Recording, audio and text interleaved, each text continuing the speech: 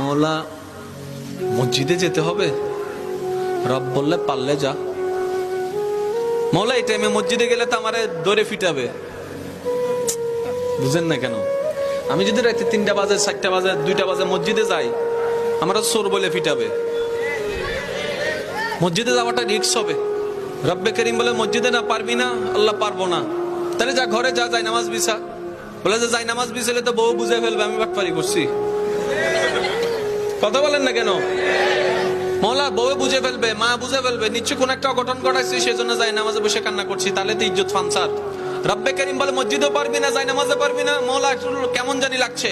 রব্বে করিম বলে ঠিক আছে, আমি আল্লাহ কতটুক মায়া মহব্বত করি তোকে, তুই তো বুঝতে পারসনি এতদিন, আজকে বুঝার চেষ্টা কর।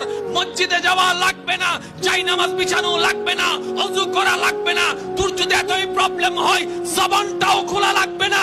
মন থেকে তুই একবার আমাকে ডাক দে, একবার ডাক দে, একবার বল রহমান মাফ করে দাও, রহিম মাফ করে দাও। তোর মনের অবস্থা আমি রব্বে করিম শুনে, ইন্নাল্লাহ ইয়াগফিরুয যুনুবা জামিয়া, তোর সারা জীবনের গুনাহকে মাফ করতে রাজি।